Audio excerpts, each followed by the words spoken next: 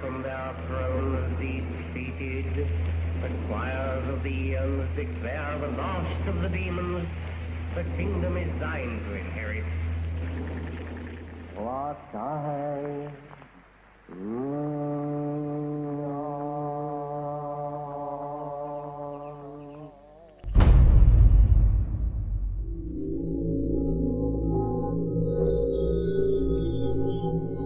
The Golden Dawn's most notorious member was a self-confessed Satanist, Aleister Crowley, who styled himself as the Beast. Crowley was one of the pantheon of cult figures portrayed on the cover of the Beatles record Sgt. Pepper's Lonely Hearts Club Band. Crowley had already been trying to contact the devil in 1898 when he first made contact with the Order of the Golden Dawn. By 1900, Crowley was mingling with the elite of British society, sharing his knowledge of devil worship with leading Masonic politicians, aristocrats, and royalty. Crowley was a full-time occultist and had no day job in which he had to hide his fascination with Freemasonry and Satanism. In his book, Confessions, Crowley claims he was initiated into Freemasonry at the Anglo-Saxon Lodge in Paris.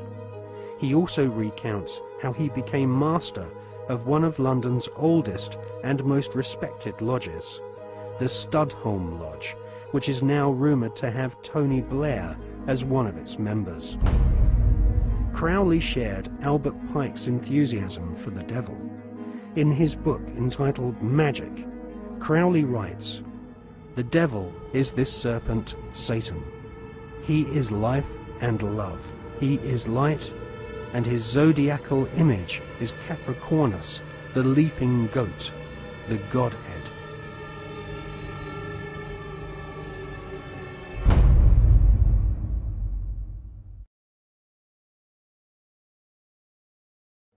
Secret societies often portray the Goat of Mendes sitting in the Baphomet position. A statue of George Washington himself, a high-ranking Freemason, shows one of America's founding fathers sitting in the same occult posture as Crowley's goat-headed devil.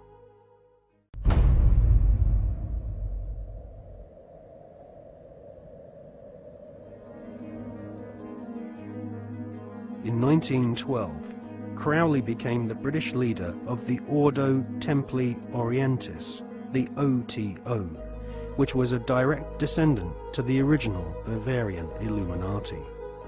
The OTO was a hardcore satanic secret society, and Crowley devised the initiation ritual around the 33rd degree ceremony of Scottish Rite Freemasonry. Crowley claimed the formation of the OTO was reconstituting Freemasonry back to its German Illuminati roots. Crowley wanted nothing less than to dance with the devil. He was impatient with the politeness of Masonic ritual. He described basic Freemasonry in the lower ranks as a sinister association for political intrigues and pirates.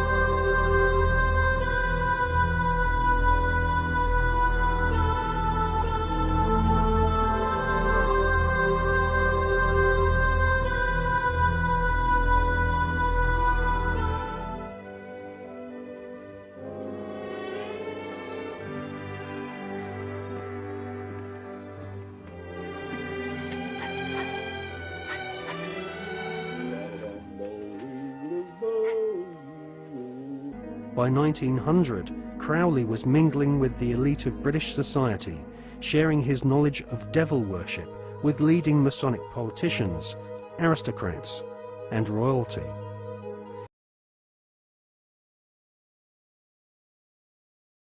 Oh, please, Professor, why can't we go with you and see all the crown heads of Europe? Do you know any? Oh, you mean the thing. Yes,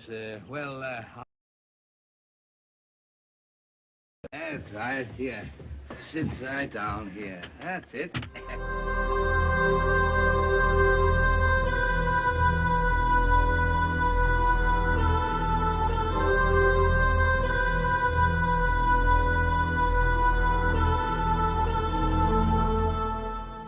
This is the same genuine, magic, authentic crystal used by the priests of Isis and Osiris in the days of the pharaohs of Egypt.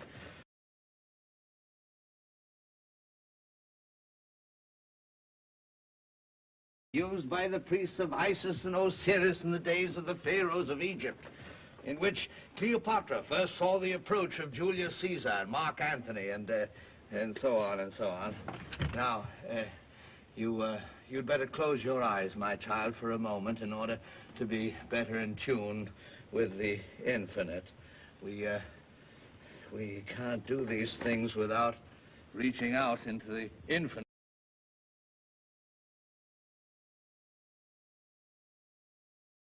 Reaching out into the infinite. Yes, that's all right. Now you can open them. We'll gaze into the crystal. What's this I see? A house with a picket fence, and a barn with a weather vane and a running horse. That's our farm. Yeah.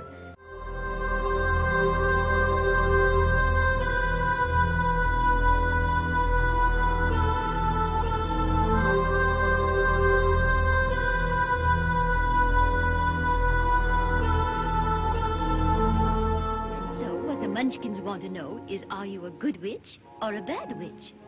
But I've already told you, I'm not a witch at all. Witches are old and ugly.